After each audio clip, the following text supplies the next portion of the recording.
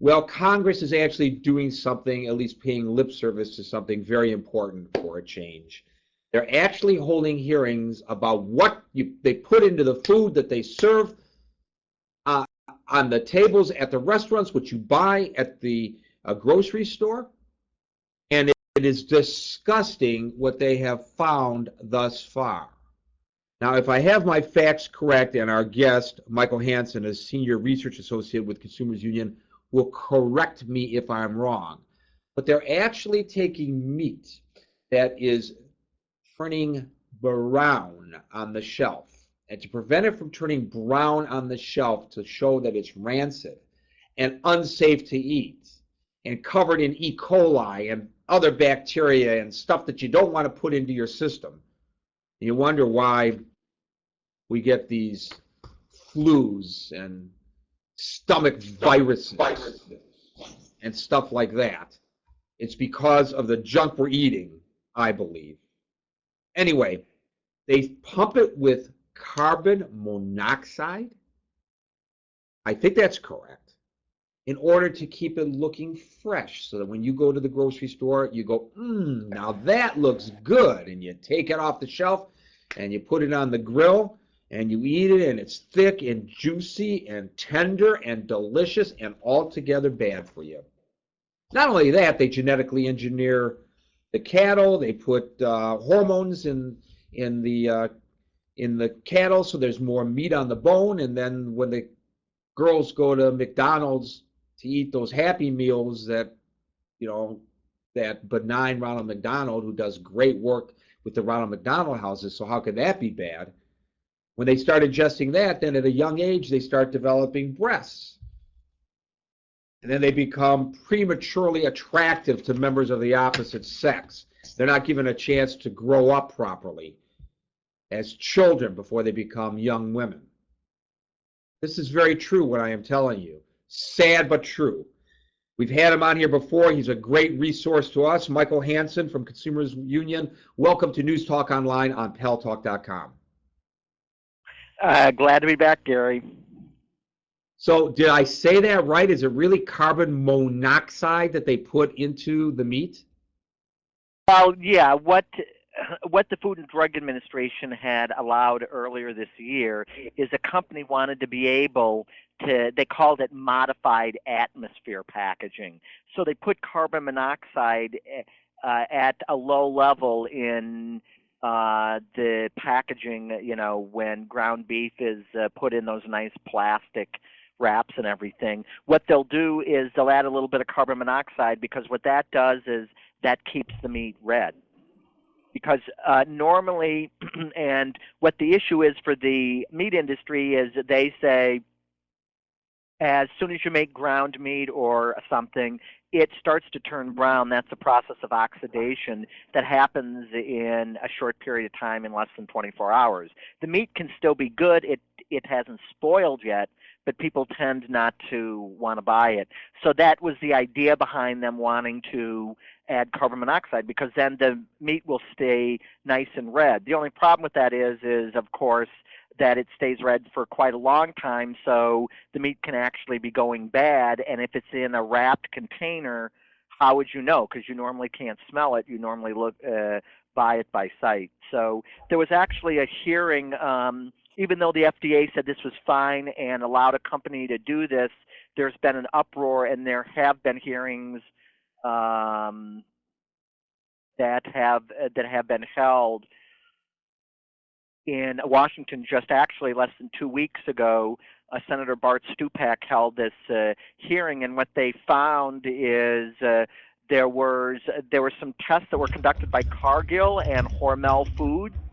They were the ones who wanted this technology, and so they sent data into the government saying that this would be safe and this wouldn't cause any problem with the meat. And what came out at this hearing, which was held on November 13th, is a Hormel employee. They got a hold of these internal memos that says, quote, "Believe me, we are puzzled by the data. Please let me know if you see any other funny data, end quote, he wrote. This was a Hormel employee, because what they were finding is even though the tests were supposedly showing that the microbial counts on the meat, that's an indication of how bad it is, were going down, were going down over time in the meat that was under refrigerated.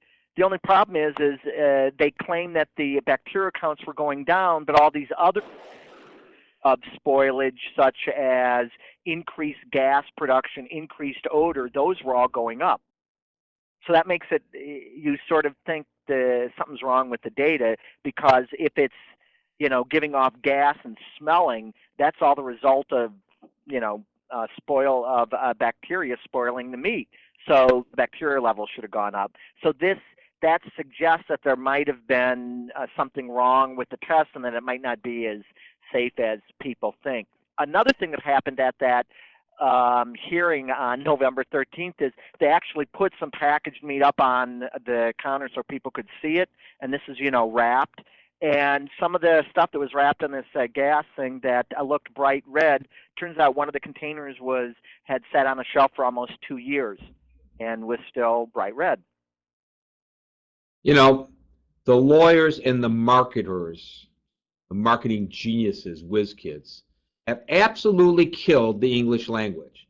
You take a bill in Congress and try to understand it, and when it becomes law, and then they expect you to be able to follow the law. You take the IRS code and you call them for clarification, and then hang up and ask the same question from a second person. They can't even read this stuff.